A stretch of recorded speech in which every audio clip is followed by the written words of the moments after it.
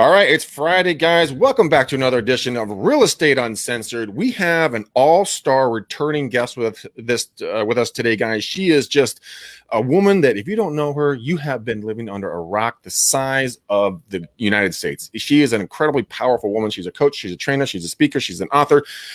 List goes on and on.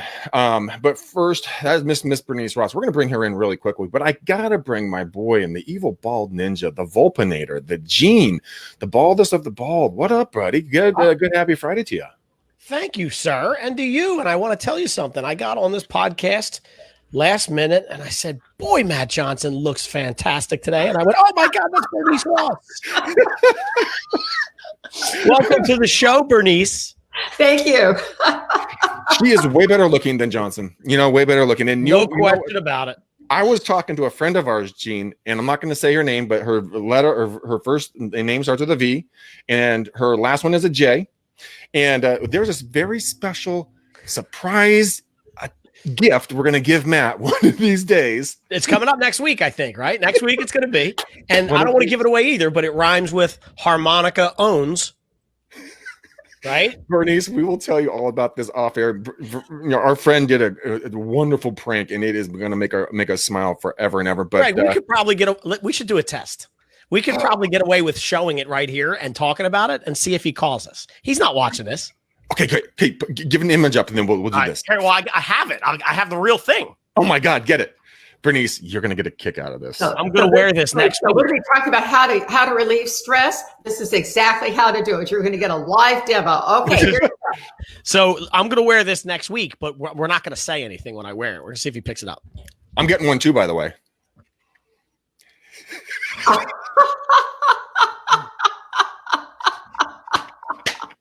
Oh my God. I love it. Oh my God, that is going to be amazing. And yeah, that is truly one of my favorite things. But we've talked enough. We got to bring Bernice in. Bernice, how are you, my friend? What's new? Good, great, thank you. Bernice and I write an article for Inman News. Well, let me clarify. She writes the article, and then we do a video for Inman, and we are consistently in the top 5. She is in charge of leading thousands of real estate agents, and we're talking about like stress and stress management and how to deal with it. And so Bernice, kind of help us walk through a little bit. Today's a little bit of a crazy world. How are you watching people deal with stress, and kind of what are you seeing out there in the world? Because you work with a lot of high powerful people. Well, first of all, one of the interesting things right now, things are, we are, the country is so divided with the election coming up next, within less than 14 days. We've got this polarization. And what happens to us is, I think we get in an echo chamber and we listen to people who are in the same place we are. So that takes me to the first tip. Who are you surrounding yourself with? If you're surrounding yourself with people who are just angry and screaming and all those kinds of things, well, what happens to your brain? This comes from Daniel Amen's research, Making a Good Brain Great. Mm.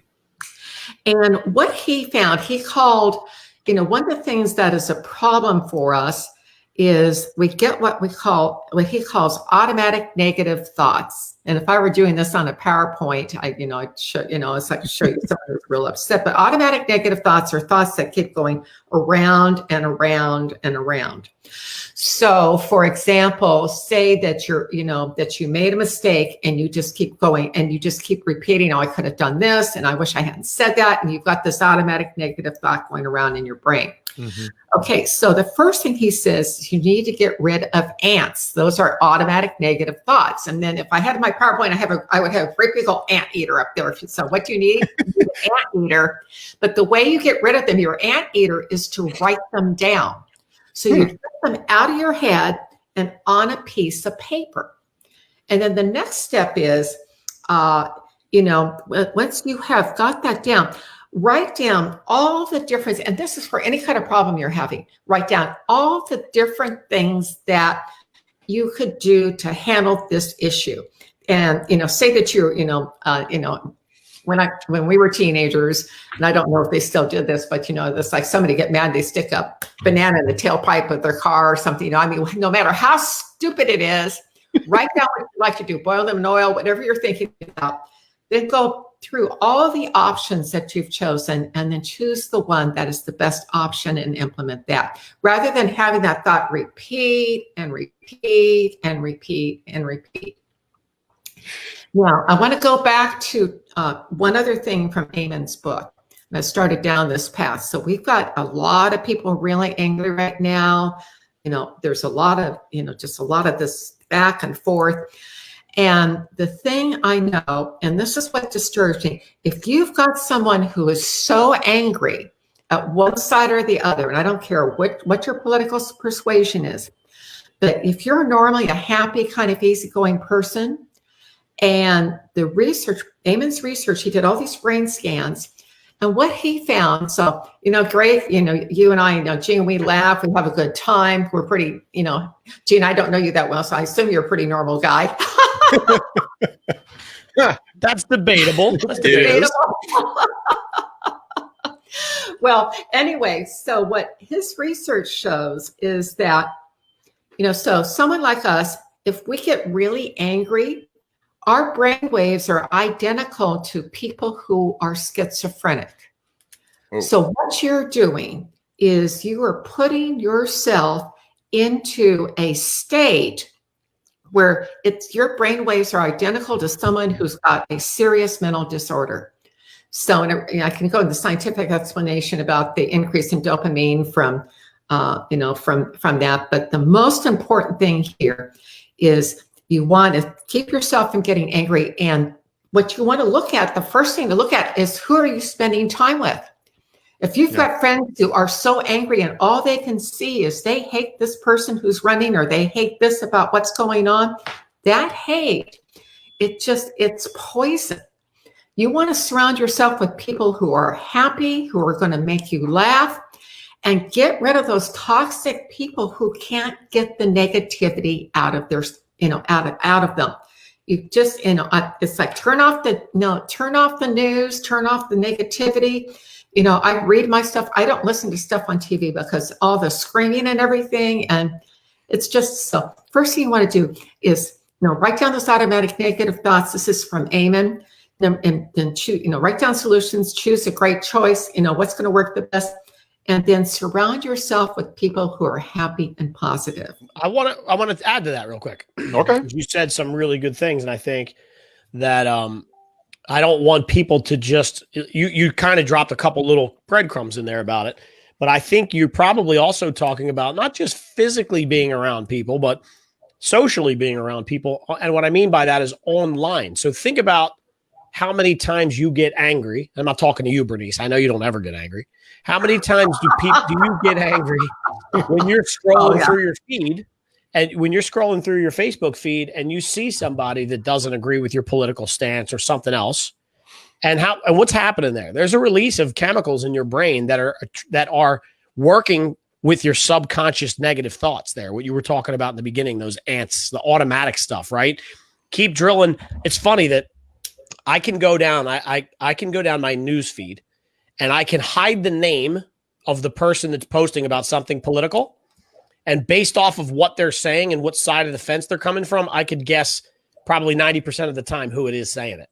Like, and by the way, that's designed, that ant technique is designed by the big box social media sites to keep you engaged.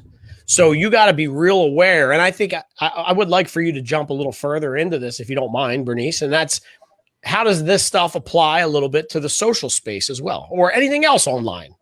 Well, first of all, the thing that if you've got someone right now and you're just seeing everything they see right now is totally, first of all, I'm not even reading my Facebook feed these days. I use Facebook for my Awesome Females in Real Estate group. I use it for messaging.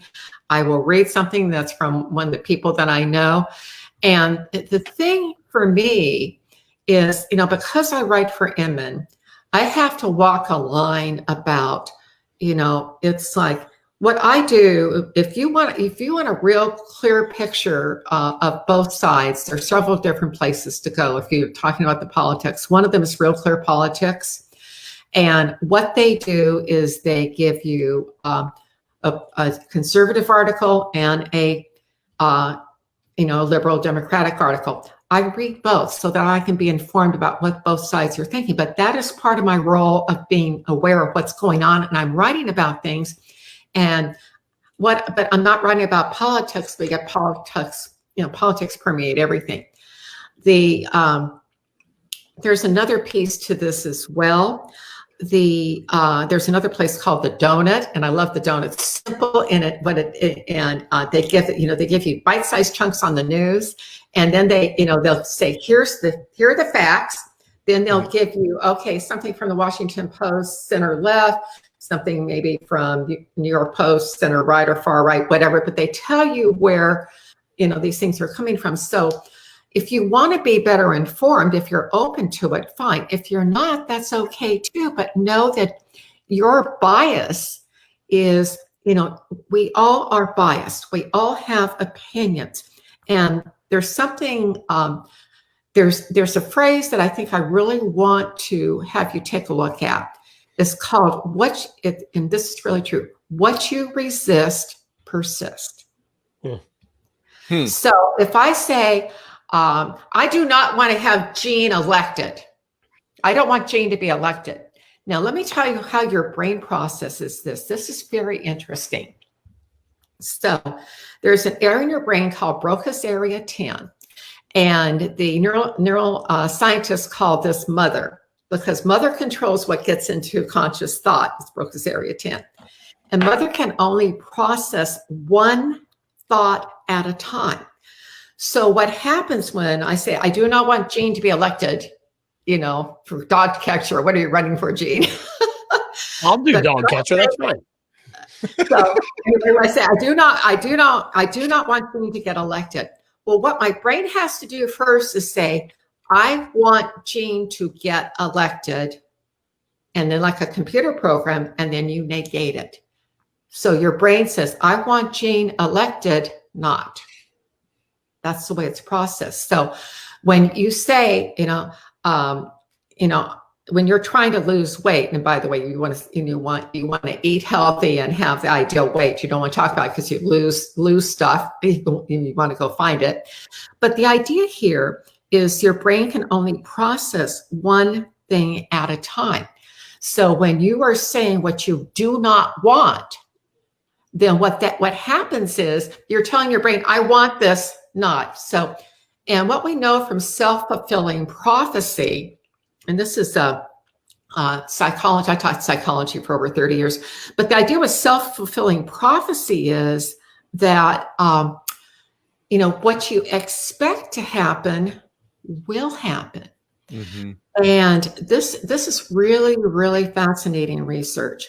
So, and I'm going to get a little woo-woo, a little quantum physics here. This is we're going down, we're going to go down some really interesting stuff now.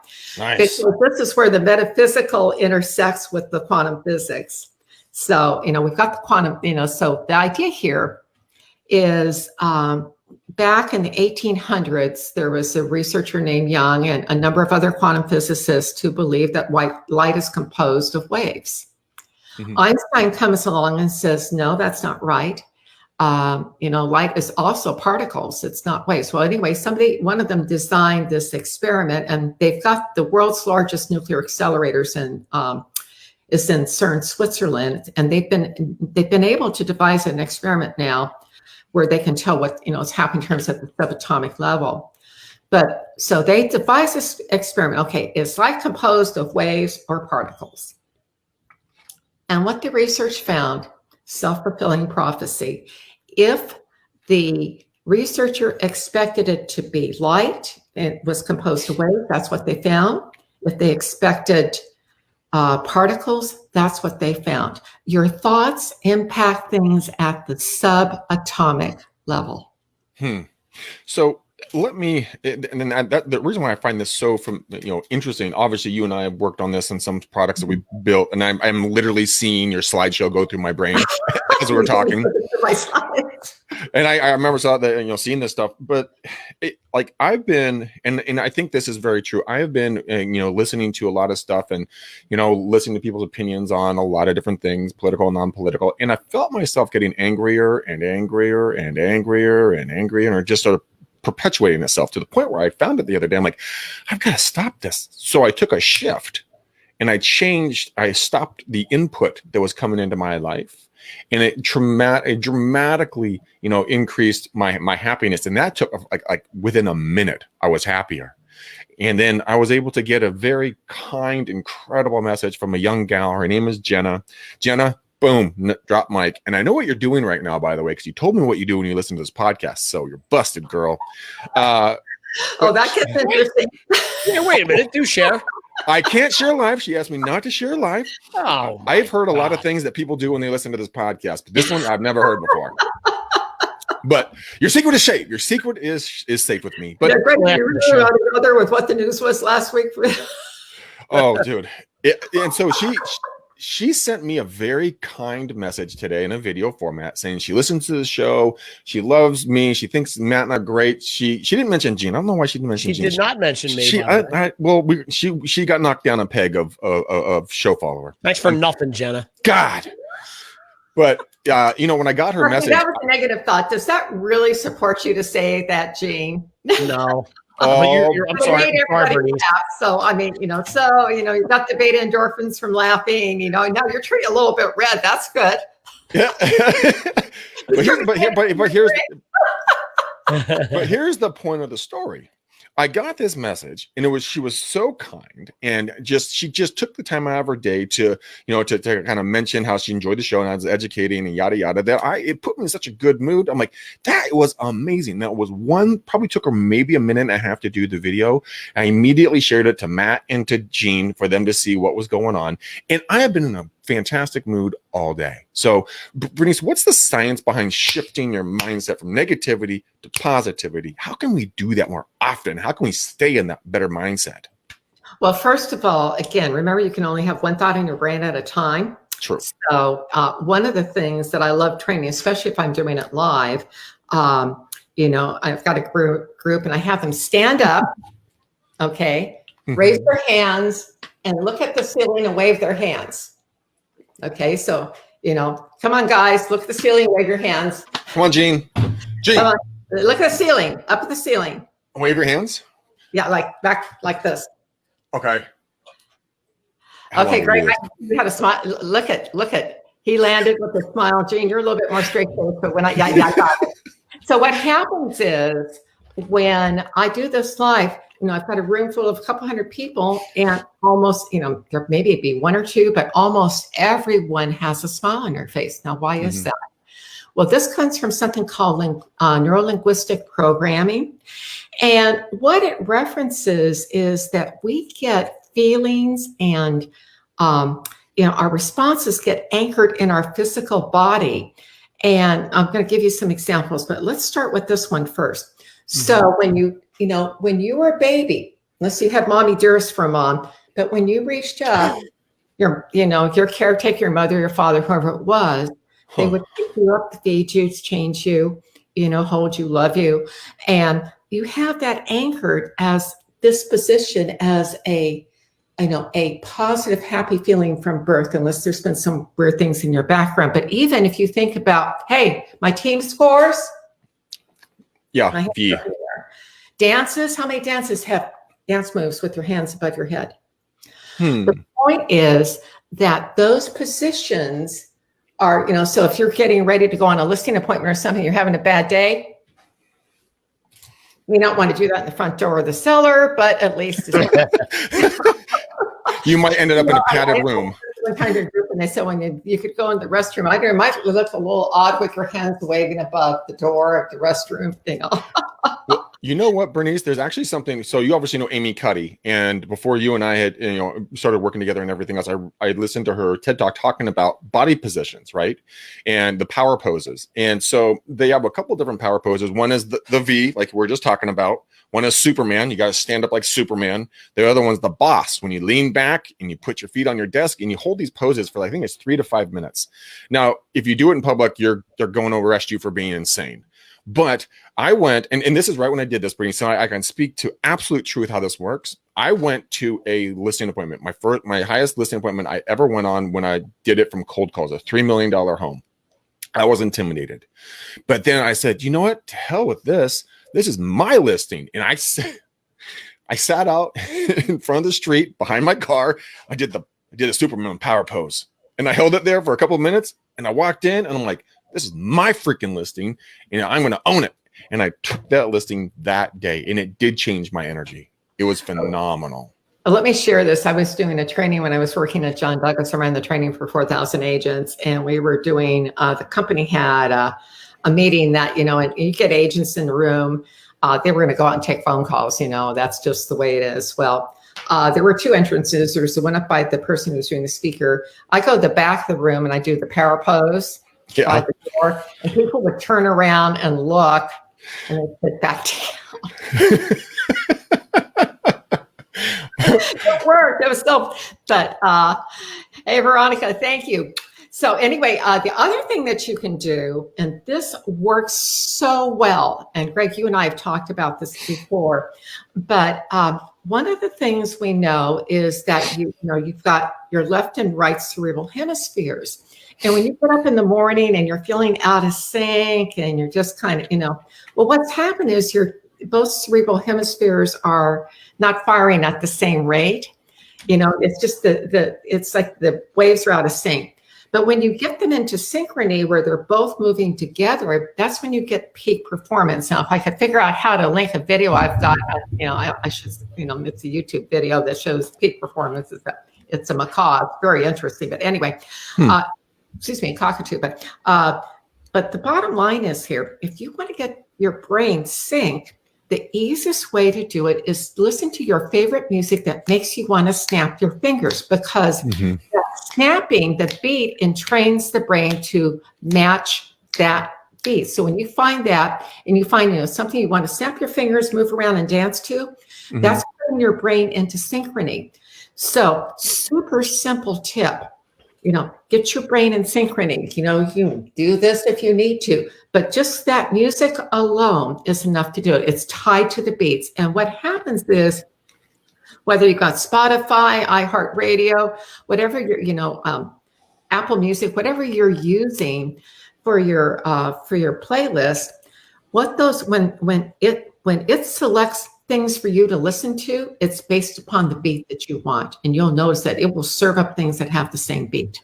And that's what they're doing. They're training your brain to, and that gets you buying the song or whatever. Really? So yeah, listen, I actually want to I want to jump on that because there's a couple things that you made me think about. Yeah, do you know who Daniel Tosh is? No. Daniel Tosh is an older, he's kind of dirty. I wouldn't suggest you watch him, but he's like a comedian.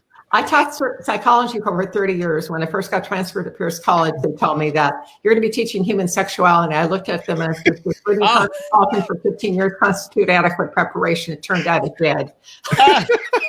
Okay. Well, then you might want to check him out and see what you got. But he does this skit where he talks about being on a jet ski. And he's like, have you ever seen anybody angry on a jet ski? You can't be mad on a jet ski. And so I think about that stuff all the time. And it's like, if you put yourself in a mode, and I'm tying this back to music, if you put yourself in a mode where you're smiling, it's very difficult to be not happy and not confident, right? So for me, there's two things I can always turn to that always work. Here Comes the Sun by the Beatles, and 10,000 Maniacs, the whole album, Our Time in Eden. You just can't be in a bad mood when you're listening to those things. And sometimes I'll have to just jump in the car and take it for a ride for 15 minutes to cleanse my head. The other thing I've noticed, and I'm going to drive this to a point here, I swear, is breathing techniques. I've been practicing this 4-second, 6-second, 8-second, 10-second breathing technique, and it kind of puts you in this state a little bit. I'm noticing. I'm just new at it, so I'm not great at it. But it puts you in some kind of state where, again, it's you can't be mad. You can't have negative thoughts. So my question to you then, and maybe I'm jumping ahead here, Greg. If I am, please let me know. But no, my question to you, Bernice, would be: do you have like a checklist of things that I could do in the morning to get that? Because I feel like they tell you to do a good cardio workout early on, because when your endorphins are going and the chemicals are flying, it just sets you up for good success that day. So aside from like working out, you have some things you do in the morning, like Tony Robbins? I never work out in the morning. Oh, no, not happening. I can't either. I can't either. I'm with you. I have to work out.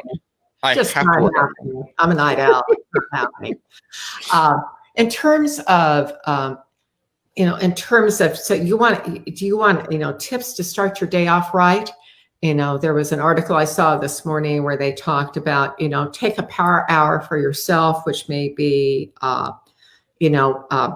reading affirmations. It may be meditating. It might be exercising, but identify 2 or 3 things that you can do the first hour of the day that support you. And, and that's what you're looking for, is what makes you feel good, what launches your day off right. So getting up and, looking at your phone first thing, what that does is that specifically it gets you focused on work when you really need that time. Now if you're someone like, for me, I've got about an hour of stuff I go through, shower in the morning, get dressed and do my meditations, I have different things I've got to really, I've got a routine, but you have to find what works for you. And then the other takeaway here is you need to pay attention to when your energy is best. So, getting me to do something at 6 or 7 in the morning, I know some of you wake up the morning morning larks, and you're ready to go. I think I slept until 9 this morning. I couldn't go to sleep last night. That worked for me. And, and then after that, my morning time after that point until about 2 or 3 in the afternoon is when I get the most done in terms of my writing. Then from 4 to 5, not happening. 6, 7, I get another burst until 7 to 10 or so. And so those are my kind of peak times. So what I know is that you need to look at what your personal kind of schedule is in terms of how your body responds. Do your hardest things at the times where you're at your best, because that's when you're going to have the best results. But circling back to this notion of stress, is you want to eliminate the things in your environment that that cause stress. So what are the things that you have that support you? So if your office is all covered with, you've got a whole lot of things out that aren't filed, and I have some things out right now. Wallet's not put away because I was booking some credit card, something or another. I see a couple things that aren't filed. That tells me it's like, when I'm not stressed, my desk area is totally clean and clear. And for some people, it's just a matter, again, what is in your environment to support you versus distract you? I love Leonardo's comment. I always listen to motivational speeches. I'd ask you guys, what are you doing that makes you feel positive? Because the real issue is what works for you and what makes you laugh. And I want to talk about why laughter is so important here in just a moment. Sure. One question for you, and this is something that I love what you're saying, Bernice, because it's not one size fits all. Everyone's an individual human being, and it's completely perfect to, like, I have to get up and go running or do some sort of blood pumping exercise to, get out and run 4 miles, do a couple hundred push-ups, get nasty looks from people, running on the trail without wearing a mask. And, it's just all fun and games out there. But, I'm out there exercising and I'm staying true to myself, and I come back and then I get into the shower and my day's rolling, get some breakfast, and I sit down and start crushing. That's my routine, and that works well for me. It sounds like you and Gene, that's a hard stop. No, but that's okay. So I guess Veronica's got a great question. How do you get out of a rut? I mean, is that how you get out of a rut, or what? Well, first of all, the question is it a rut or is it habit? And, in many cases, ruts are habits. And the way that you change habits is one of the easiest ways to do it, say that you want to lose weight, or you want to drop weight, you want to find your ideal weight, is okay. If you're sitting you're sitting and having a bowl of ice cream, watching TV at night, and you're just kind of mindlessly doing it. Mm-hmm. What you want to find is a different activity or a different substitute so you're going to engage in a different behavior. So one of the things you can do is just look for a different behavior that you can substitute. So instead of grabbing the ice cream, maybe I grab something else that's a lower cal snack, or better yet, I've eaten when I get hungry. Gee, what do I really love doing that's not eating? Go do that activity. Or maybe it's calling somebody or talking to someone or doing a a Zoom meeting with someone that, is a friend, and just having a conversation where you're not sitting there shoveling ice cream in your face. So it's like one of the things you can do is you can substitute one behavior for another. Now, back to the rut question, baby steps. So look at what you can change. So what is one thing that you can change? So if you're in a rut, you've got the same thing you're doing now. My rut, I am like, I have, if you've looked at my life, you'd say I'm in a rut because I do the same things. I eat at the same time every day, get up about the same time, have the same work schedule. It's just, but that structure is good for me because my brain works that way. For other people, they need something that's a little bit more freewheeling. Again, you need to find what works for you. But then you're looking at creating those habits. Do you brush your teeth before you go to bed? Do you floss? It's like, and you start with baby steps. That's the key thing. Don't try to change everything all at once. Just do one baby step. So there was a guy named BJ Fogg. He's not dead. He did I got reached out to him many years to come on the show, but he talked about how he hated flossing his teeth. Okay. And so what he did is he would do one tooth a night. Just one tooth. Just one tooth.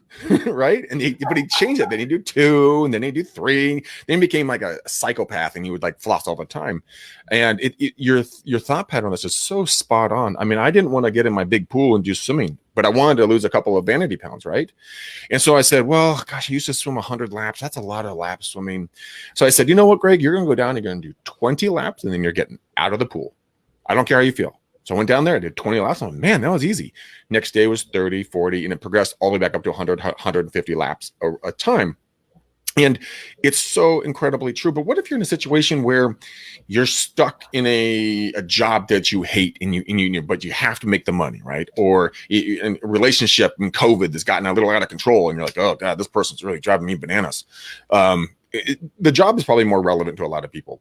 How would you make a shift career-wise without destroying your finances, right? Well, one of the things, again, I would write down, first of all, I would want to begin by creating what my ideal job description looks like. If you want, you're in the wrong relationship, what does my ideal partner look like? And I did this exercise with one of my past clients. This was like 20 years ago. And she was attracting the wrong kinds of guys. So anyway, she had all these characteristics of the guy she wants. It looks great. And sure enough, that guy showed up. But what she didn't have on her list is that he was not married. Well, this guy was available. He'd been separated from his wife for 5 years, but they weren't divorced. Really? Yeah. So, it's like be definite with the infinite. So start with making your ideal, your ideal client list if you're a realtor, your ideal partner list if you're looking for a partner, or the ideal job. And then to attract, I'll use your partner as an example, to attract the ideal partner, go through that list and see how many of those things that you asked for apply to you. You attract who you are. If you want to attract somebody who's a good cook, you better learn how to cook. If you want someone who enjoys running and listening to heavy metal, then that's those are things, again, you're looking for what on your ideal list of what you want. How many of those things apply to you? And start working on that, because that's how we attract who we are. Darren Hardy wrote down years ago that when he was single, he wrote down, he's like, okay, I want to write out my ideal woman. So he wrote 4 pages, single space, of exactly what he wanted in a woman. But here's the thing, like you were just saying, Bernice, then he turned around and wrote 4 pages, single space, of who he had to be to attract that woman. And guess what, guys? She stepped off the paper into his life. And I did the same thing with my current girlfriend. I wrote down exactly what I wanted. I mean, I went back and reviewed my goal list. It was fucking scary. Okay. Like, I'm like, oh my God, I hit all those bullet points. Anyway, Bernice, talk quickly. We're going to wrap here in about 5 minutes, but what's the difference from taking it from in your brain to on paper? What changes there, psychologically? Again, you remember what I was talking about at the beginning about, so it's kind of, you create your own reality, this notion of self-fulfilling prophecy. What you're doing is you are telling your brain, this is what I want.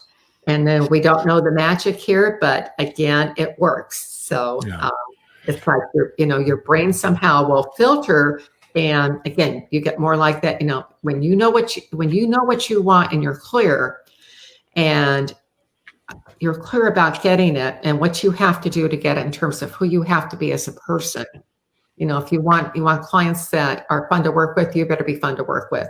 You want clients who don't yell, just like, look, if you've got someone, if you've got people in your life that, you're not happy about attracting them, sometimes it's family, you can't help that, you're born into it. The question is, what did you do to attract them? Was someone different with you? Did you bend the rules with someone else? And then if that's not the case, then you didn't say no. That's your choice too. So you allowed them in. Get better at saying no and setting up the boundaries to protect you. Now, I want to wrap with something that's really important that we haven't gotten to. I want to reference the work of Paul Pearsall. He died a few years ago. He was the world's leading expert on heart transplant research. And what he found is that the heart actually has memories. When they transplanted it from one person to another, those memories went, that's a whole show in and of itself. But what he found is there's actual physical markers with people who will get heart disease in terms of how their mouths turn down and there's lines on the ears.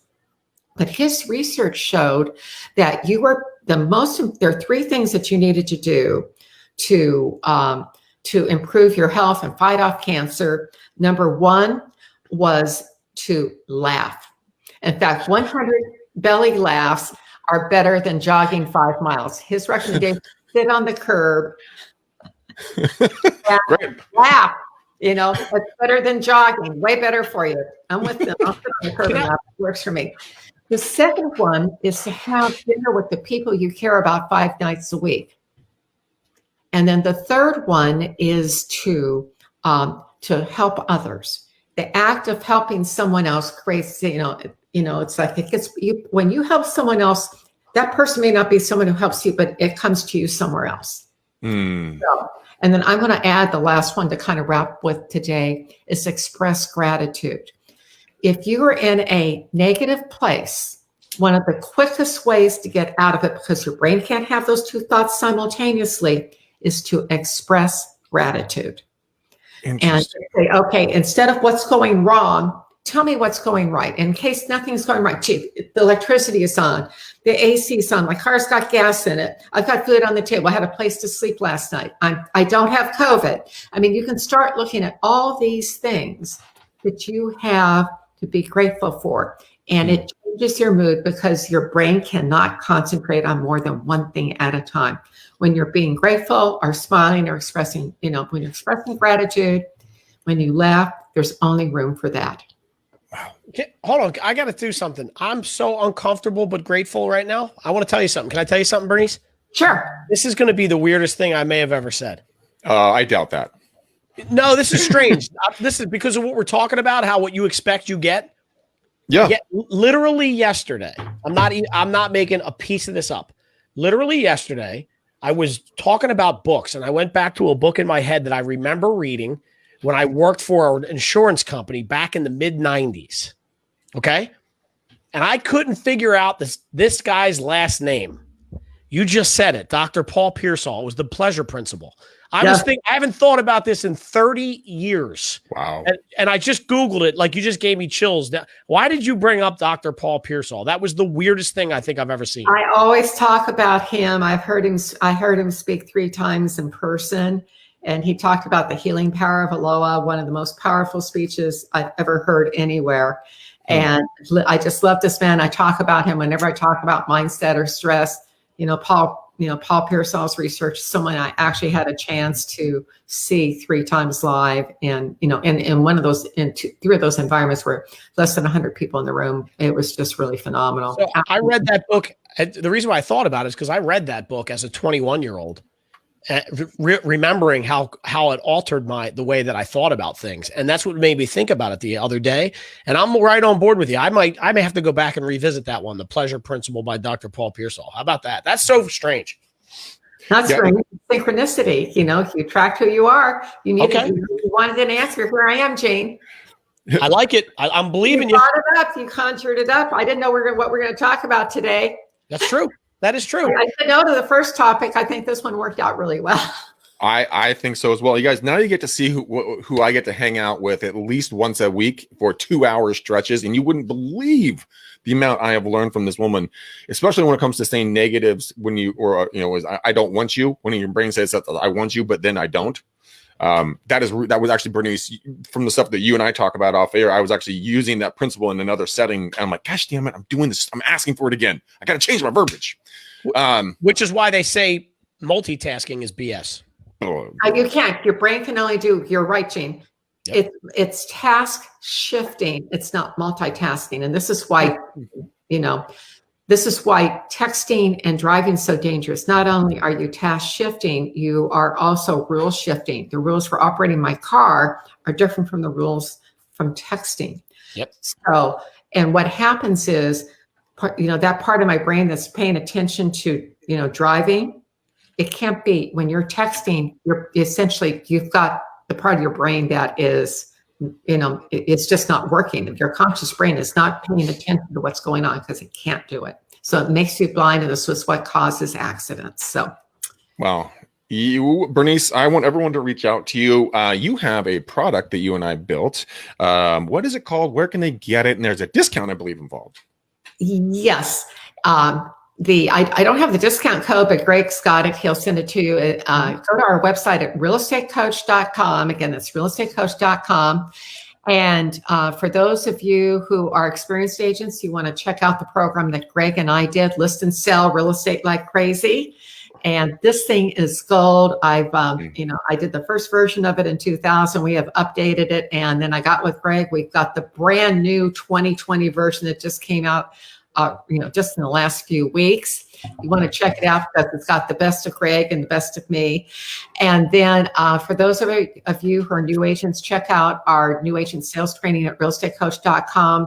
The California and Texas Association of Realtors have white labeled our products, as have a number of other big companies. So I really do want to encourage you. This stuff is my best stuff, and I can tell you my listing presentation stuff, which is in both these programs, converts at over a 93% level in the hands of someone who knows what to do. And Greg, you heard, you went through that with me. You know what it is. I do. And it's very, very, very hard to stump me.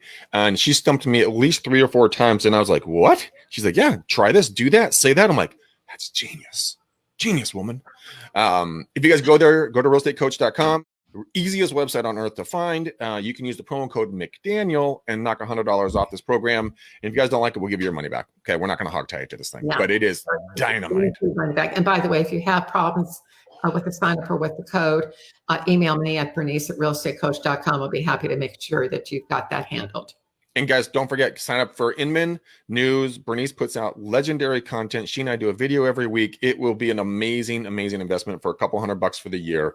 Go get it. It's an amazing news. Gene, the Volpinator. How can they get a hold of you? You can't. I'm on vacation this week. I'm working on mindset, and I'm working on asking for the right things and focusing and expecting on all the good stuff. You can't reach me this week. I'm unavailable. Just go to genevolpe.com or GVI Media, guys. Go to GVI Media. He is so hard to get him to actually say stuff. So GVI Media is right there. Or this, or if you just want to see a stunned look on a human's face, that's Gene on a daily basis. Durr. Thanks, buddy. Thanks, Todd. I love you too. All right, guys. You guys know how to get a hold of me. I'm extremely easy to find. You could just go to greg@gregmcdaniel.com. You can email me. I have a new website that Mr. Jake Wolf is building for me. It's going to be gregmcdaniel.com. It's going to be my training site. It's going to be a lot of great content in there. Or just text me like Jenna did today. Shoot me a text. Let me know how we're affecting you in a positive way. My number is 925-915-1978. As we see right there on the phone, you guys can reach me there. But Gene, since you're subbing in for me today, I need you to do the honors in selecting the color of the bow for the show. I could never sub for you, buddy. Let's do man alive. Let's do white out white. White, just like Bernice's shirt. White. Okay. By the way, just so you know, I was looking for my drawer. Oh, white and black. Okay, guys, there's our show. Thank you so much. We really appreciate you guys coming in and watching. We cannot do this show without you. So wherever you guys are listening to your podcast, please go give us a 5-star, not a 2-star review. Comment Bernice Ross if you enjoyed this show. I always enjoy spending time with her. I know you guys got a lot of value out of it. And Gene and I and Matt with our special secret gift. Thank you, our friend Veronica, for hooking us up. We will see you guys on the next show. Till then, peace out, ninjas. Work out.